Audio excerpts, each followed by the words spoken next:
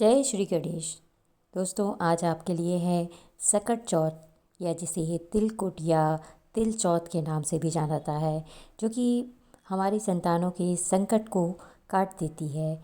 इस चौथ की कहानियाँ, ये दो मुख्य कहानियाँ हैं जो कि पढ़ी जाती हैं, कथा पढ़ी जाती हैं, आपके लिए लेकर आई हूँ। इस व्रत को करने से हमारी संतान को लंबी आयु मिलती है और उसके सारे संकट टल जाते हैं।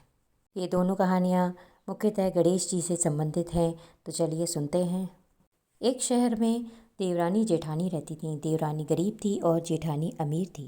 देवरानी हमेशा गणेश जी का पूजन और व्रत करती थी। देवरानी का पति जंगल से लकड़ी काट कर बेचता था। देवरानी घर का खर्च चलाने के लिए जेठानी के घर काम करती थी और शाम को बचा हुआ खाना लेकर जाती थी। माघ महीने में गणेश जी का व्रत संकट चौथ देवरानी ने रखा।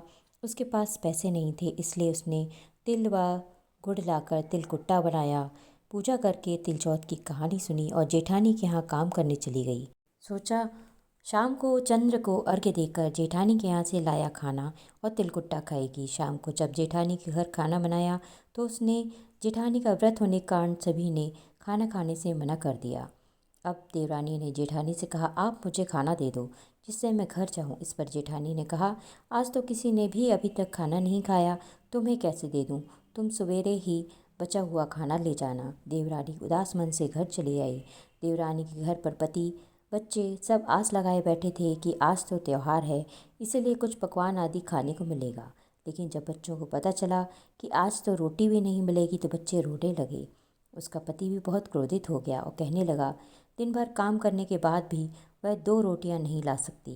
वह बेचारी गणेश जी को याद करती हुई रोने लगी और रोते रोते पानी पीकर सो गई। उस दिन संकट माता बुढ़िया माता का रूप धरकर देवरानी के सपने में आई और कहने लगी, सो रही है या जाग रही है? वह बोली, कुछ सो रहे हैं, कुछ जाग रहे हैं। बुढ़िया बोली, भूख लगी है, खाने के लिए कुछ दे। देवरानी बोली, क्या दूँ? मेरे घर में तो अन्न का एक दाना भी नहीं है। जेठानी बचा कुचा खाना देती थी, आज वो भी नहीं मिला। पूजा का बचा हुआ तिलकुट्टा छीके में पड़ा है, वही खा लो। संकट माता ने तिलकुट खाया और उसके बाद कहने लगी कि निपटाई लगी है, कहाँ निपटें?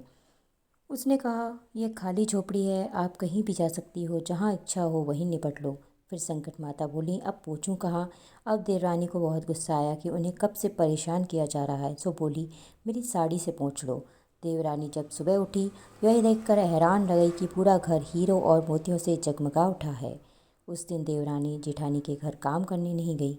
जेठानी ने कुछ देर तो राह देखी, फिर बच्चों को देवरानी को बुलाने भेज दिया। जेठानी ने सोचा, कल खाना नहीं दिया था, इसीलिए शायद देवरानी बुरा मान गई होगी। बच्चे बुलाने गए। देवरानी ने कहा कि बेटा, बहुत दिन तेरी माँ के यहाँ काम कर लिया। बच्चों ने घर आकर माँ से कहा, चाची का पूरा घर हीरो और मोतियों से भरा हुआ है। जेठानी दौड़कर देवरानी के घर आई और पूछने लगी कि यह सब कैसे हो गया। देवरानी ने उसके साथ जो कुछ हुआ वह सब कह डाला। उसने भी वैसा ही करने की सोची। उसने भी सकट चौथ का दिन आया, उसने तिलकुटा बनाया। रात को सकट माता उसके सपने में भी आई और बोली, भूख लगी है, मैं क्या खाऊं?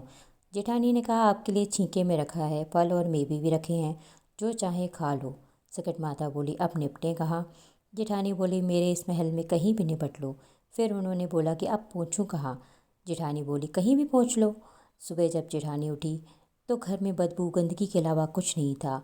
सकट माता, जैसे आपने देवरानी पर कृपा की वैसी सब पर करना। अब दूसरी कहानी है। एक बुढ़िया थी, वह बहुत ही गरीब और दृष्टिहीन थी। उसके एक बेटा और बहू थे। वह बुढ़िया सदैव गणेश जी की पूजन किया करती थी। एक दिन गणेश जी प्रकट होकर उस बुढ़िया से बोले, बुढ़िया माँ, तू जो चाहे सो मांग ले। बुढ़िया बोली, मुझे जो मांगना नहीं आता, कैसे और क्या मांगूं? तब गणेश जी बोले, अपने बहू बेटे से पूछ कर मांग ले। तब बुढ़िया ने अपने बेटे से कहा, गणेश जी कहते हैं तू कुछ मांग ले, बता मैं क्या मांगूं?